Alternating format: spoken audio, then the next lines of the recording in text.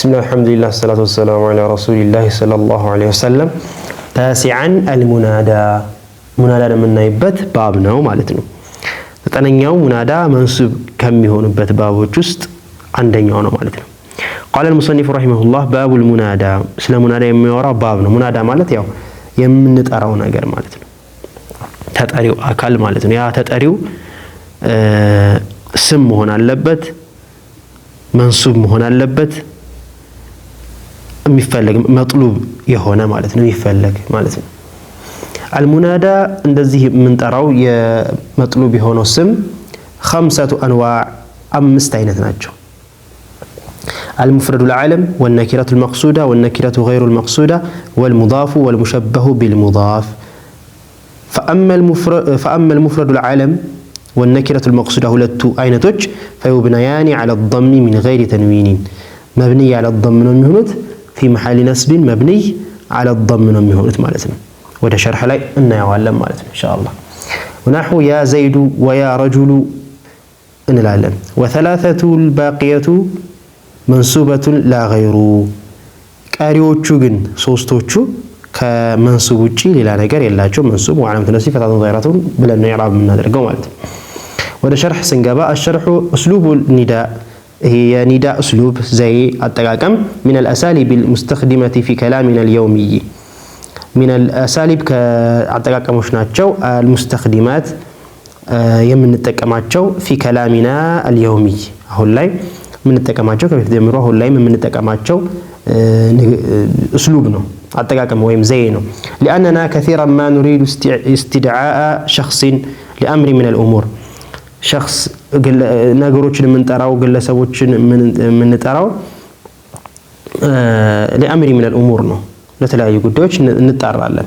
በዛን ጊዜ فنناديه باسمه በስሙ እንጠራለን። فنقول مثلا يا زيد እንላለን። أو نناديه بصفته ወይ ደግሞ በሲፈቱ እንጠራለን። من صفاته ከሲፈቶቹ فنقول يا رجل يا امرأة እንላለን ማለት ነው።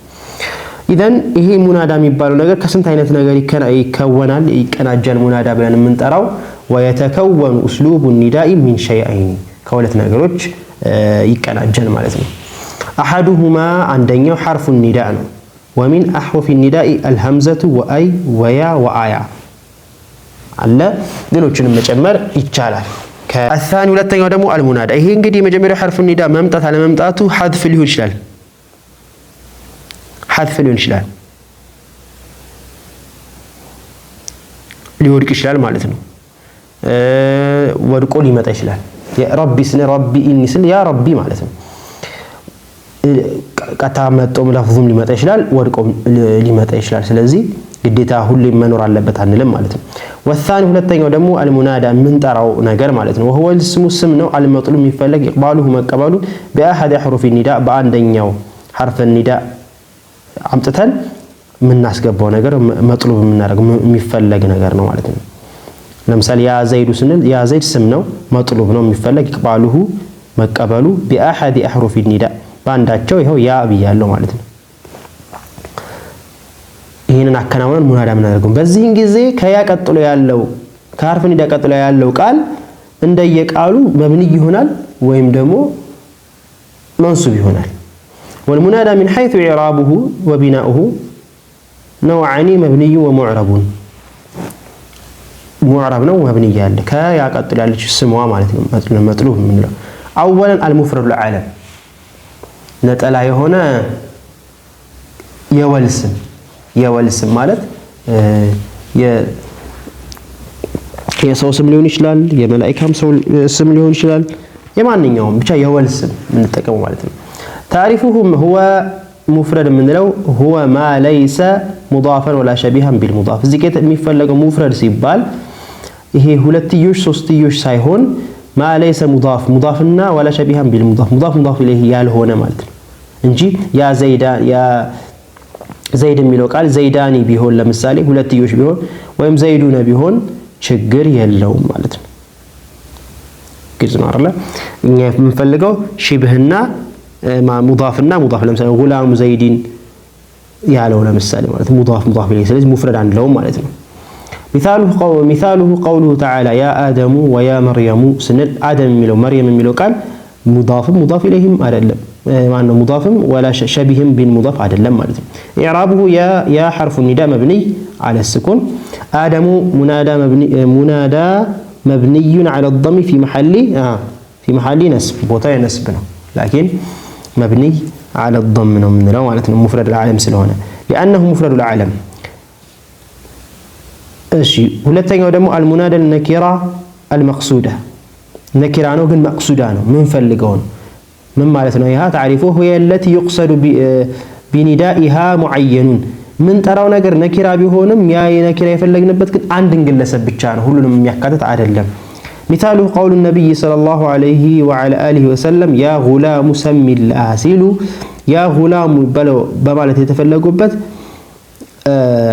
غلام የሚለው ቃል ሁሉንም غلام ቢያስገባም ሁሉንም ልጅ ቢያስገባም ላኪን የፈለጉበት ሌላ እሳቸው ከቀስድ ካደረጉበት ሌላ አካል ቢመጣ አይን የፈለኩት ይሄኛው ነው ለማለት የሚመች የሆነ ምን ይባላል ነኪራቱን መቅሱዳ ይባላል ለምሳሌ ያ ረጁል ያ ጣሊቡ ስትል አንተ ተማሪ ስትል አንተ የፈለክበት እዛ አጠገብህ የምታናገረውን አካል ጣሊብ የሆነውን የፈለከው ሁሉንም አይደለም ሌላ አካል አቤት ቢልህ ይቅባል ቢያደርግህ አያት የምትለው መሆን አለበት ኢዕራቡሁ ያ ጉላሙ ያ ሐርፉ ኒዳ ኢዕራባቸው ግን ያው ተወዝሮ ተመሳሳይ ነው ኢዕራቡሁ ያ ጉላሙ يعني የተመሳሳይ ነው ማለት ይሄና ይሄ ማለት ነው ይሄ ነኪራቱን መቅሱዳ غير መቅሱዳ ከሆነ ግን محل ሌላ ሊሆን ነው ማለት ነው ይሄ ግን في محل نصب مبني على الضم ነው ማለት ያ ጉላሙ ያ ሐርፉ ኒዳ غلام نادى مبني على الضم لانه نكره مقصوده ነኪራ ነው ግን መቅሱዳ የተፈለገበት ነገር ነው እንላለን ማለት ነው طيب ثانيا ሁለተኛው ደግሞ المنادى المعرب منادى ሆኖ معرب የሆነ وهو ثلاثه انواع ሶስት አይነት ነው النكره غير المقصوده ከቀድሙ ተቃራኒ ነኪራ ነው እንደገና ነኪራ መደበኛው ነኪራ ማለት غير المقصود ያልታሰበ ማንኛውም ረጁል تعريفه هي التي لا يقصد بندائها معين አይፈለገበትም بل تشمل كل فرد تدل عليه ሁሉንም እዛ ውስጥ የሚያካትተው ነገር በሙሉ የሚያካትት ነው مثالها قول الواعظ يا غافلا تنبه أنت زنجي يهونكو سوهوي تنبه نقع سيل غافلا بمالت يتفلقبت هلوم يزنقع أكال بمولو زيستي قبال مالت أنتنا عدلم يعنيون زنجيون بچانو أنتنا عدلم أميبال يالو هنا يا رجل خذ بيدي بالأند أعمى يهون سو أين سبيلون سو يا رجلا خذ بيدي بيل ما أنيوم رجل متو سن أعمون يزال انجي قال لي متو ብቻ ያዘኝ ረጁል እሱን ብቻ ነው የፈለኩበት የማይባልበት ማለት ነው ኢዕራቡሁ ያ ሐርፍ ኒዳ ነው غافلا منادى منصوب على متناسب فتح ظاهرة እንላለን لانه نكره غير مقصوده ስለሆነ المنادى المضاف مضاف የሆነው المنادى تعرفه هو الذي يتكون من اسمين ثانيهما مجرورا دائما مضاف اليه የምንለው ማለት ነው በይቲ ወደ ضمائሮችም ወደ ስምም ይሁን በይቱ ዘይዲን أهل الكتاب ولا ضمير كون دمو بيتين لالن غلامين لالن يا غلامي يا እያልን እናመጣለን እነዚህ ሙዳፍ ኢለዎች ሁሉ ጊዜ ምንድናቸው መንሱብ ነው የሚሆነው تعرفه والذي يتكون من اسمين ብለናል مثاله قوله تعالى يا أهل الكتاب አሁን ያን ብትተው أهل الكتاب ብለን أهل الكتاب የኪታብ ባለቤት ስትል ሙዳፍ ኢለይሂ ነው ሙዳፍ ኢለይሂ ይሄ ሁሌም መጅሩር ነው የሚሆነው ሙዳፉ ደግሞ ይሄ መንሱብ ነው ማን ነው ነስብ ሆናል በምክንያት ሙናዳ ስለሆነ የሚጠራ አካል ስለሆነ ያ ቀውመና ስንል አሁንም ቀውማ የሚለው ተነስቧል ለምን ወደ ضمير اضافه ሆኗል ቀውመና ህዝቦች ስትል طيب اعراب يا حرف نداء اهل منادى منصوب لانه مضاف ስለሆነ الكتاب የሚለው ሙዳፍ ኢለይሂ ሁሌም መጅሩር ነው የሚሆነው المنادى المشبه بالمضاف منادى ሆኖ مشبه بالمضاف የሆነ ከኢዳፋ ጋር የሚመሳሰል በምን ነው የሚመሳሰለው አሁን የአህለ الكتاب ስን አህለ የሚለው ቃል ኪታብ የሚለው ይፈልገዋል ግልጽ ነው አይደል አህለ ብትሉ አህለ الكتاب የሚለው ነገር አይገልጽልንም አህለ الكتاب የኪታብ ባለቤት አህል ባለቤት ነው የምን የሚለው ነገር ይፈልጋል የኪታብ የሚለው ነገር ይመጣል ማለት ነው አሁንም المنادى مشبه بالمضاف ማለት تعرفه هو ما اتصل به شيء من تمام معناه معناه ለመሙላት አሁን አህለ ብትሉ ማዕና ይሞላል ለምሳሌ ሙዳፍ ሙዳፍ ኢለይሂ ከዛ ለዛ ነው ሸብህ የተባለው አህል ብትሉ ቀውም ብትሉ የማን ቀውም የሚለው ጥያቄ ሊያስነሳ ይችላል ስለዚህ ቀውመና የኛ አህለል ኪታብ የኪታብ ባለቤትን የተፈለገበት ትላላችሁ። አሁንም ይሄ ሙሸባህ ቢልኢዳ በሆነ ነገር ይፈለጋል። በምንድነው የሚፈላለጉት? ልክ እንደነዚህ ሚሳሉሁ ያ ጣሊዐን ጀበላ ያ ጣሊዐን ጀበለ ስንል አንተ ወጪ የሆንከው ወይ ምንን የሚል ጥያቄ ያስነሳል። ጀበለ ተራራን ወጪ የሆንከው ሰው አሁን መፍዑል ቢሂ ነው። ጣሊዕ ወጪ ማለት ውስጡ هو አለ። ያ ጣሊዐን ወጪ የሆንከው ማ አንተ የሚለው አለ ውስጥ ኢዕራቡ ያ ሐርፉ ኒዳ። ስለዚህ ጣሊዕ የሚለው ቃል ወጪ የሚለው ቃል ምንን የሚል ነገር ጥያቄ የሚፈልገው ነገር አለ። ግልጽ ነው አይደል? የሚፈልገው ነገር አለ። ስለዚህ ምንን ለዛ ነው ሸቢሃን ቢልሙዳፍ የተባለ ያ ጣሊዐን ወያ ጣሊዐን አንተ ወጪ ሆንከው አንተ ሂያጅ ሆንከው እንላለን።